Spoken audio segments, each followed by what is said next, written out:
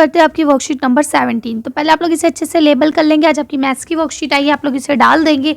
चलिए तो शुरू करते हैं। पहले आप लोग इसमें नाम, अपना रोल नंबर, क्लास, सब्जेक्ट, अपने टीचर का नाम सब आप लोग लिख लेंगे। आज भी हम लोग ज्योमेट्री के बारे में पढ़ेंगे, ठीक है। त्रिभुज की रचना करना सीखेंगे कि किस तरह से हम त्रिभुज की रचना कर सकते हैं।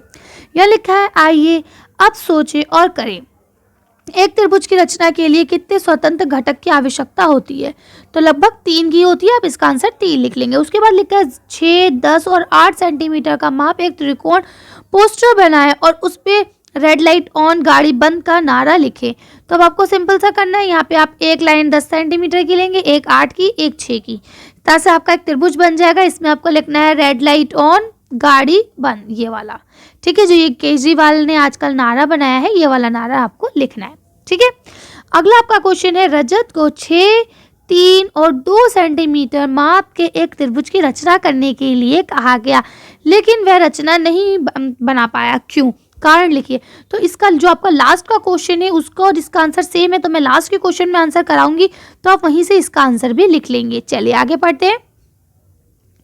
अब देखिए, यहाँ आपको बताया गया है पहले की तरह, जो हमने इससे पहले की वर्कशीट करी थी उसमें बताया कि जो ज्योमेट्री है उसका मतलब होता है रचना करना, किसी आकृति, कोण या रेखा को बनाना, ठीक है। इसे बनाने के लिए आप कंपास यानी कि जो आपका प्रकार है वो, या फिर स्केल यानी पैमाना और पेंसिल वगैरह का ही इस्तेमाल करते हैं। और इसके अलावा ये आपको जो नाप दी जाती है उससे ही आपको एक ट्रायंगल बनाना होता है, त्रिभुज बनाना होता है।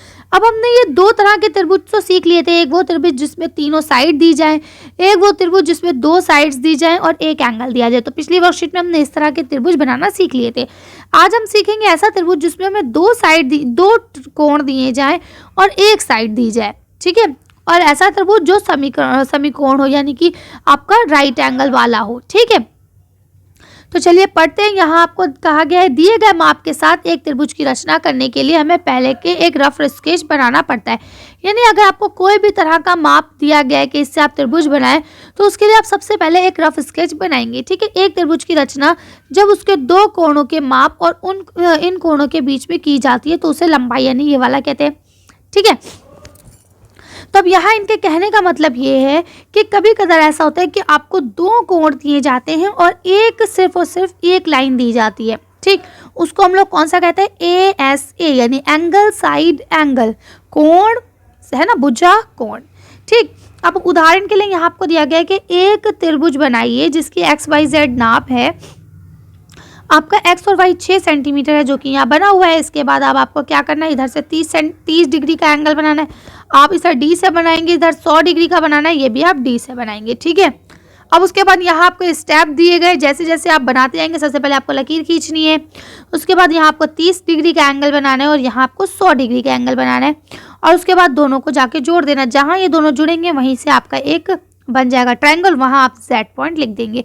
वही पॉइंट आपको यहाँ पे कंस्ट्रक्ट करके बताए गए, ठीक है। अगला क्वेश्चन आपका क्या है यहाँ पे कि एक समीकोण भुजावाल त्रिभुज जो है उसको कैसे बनाते हैं। उसकी जो आपको लंबाई है बस 1 या 2 साइड्स आपको दी जाती है, तीसरी साइड आपका 90 डिग्री होता है क्योंकि वो राइट हैंड होता है, ठीक है। तो अब इस तरह से आप लिख सकते हैं कि आपको एक लाइन 5 सेंटीमीटर और एक 3 सेंटीमीटर दी गई, तो आपने 3 सेंटीमीटर का बेस खींचा नीचे की लकीर, और आपको पता है कि ये M जो है वो 90 डिग्री का है, तो आपने M को 90 डिग्री का बनाया। उसके बाद M पे ही 5 डिग्री का 5 से प्रकार से आंख लगा दी है ना, 5 सेंटीमीटर की आर्क लगा दी। जैसे आप आर्क लगाएंगे उसको इधर से मिला देंगे, ये आपका आराम से बन जाएगा।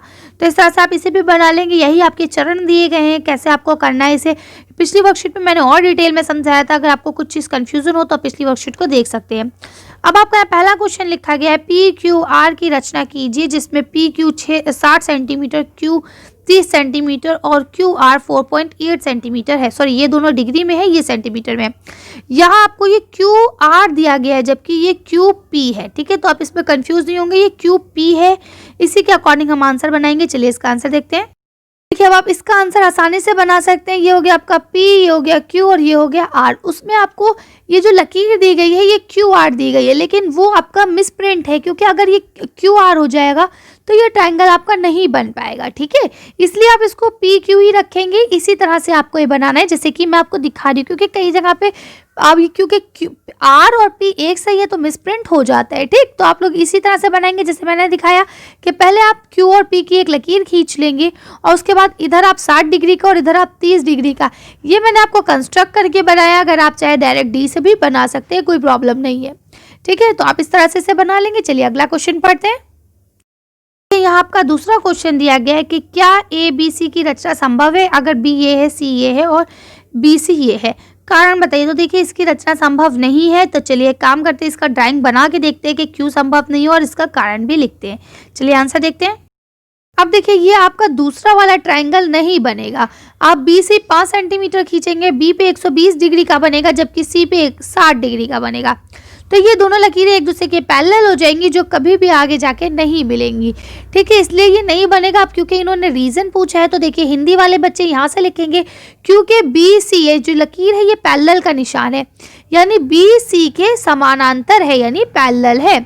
सेम इसी तरह से इंग्लिश वाले बच्चे लिखेंगे because B and C therefore B is parallel, ठीक है, बी सी इज पैरेलल। तो यहाँ ये जो ये लकीर है ना ये पैरेलल की है। तो इस तरह से आप लोग इसे कर सकते हैं। हिंदी वाले बच्चे यहाँ से यहाँ तक लिखेंगे जबकि इंग्लिश वाले बच्चे यहाँ से यहाँ तक लिखेंगे।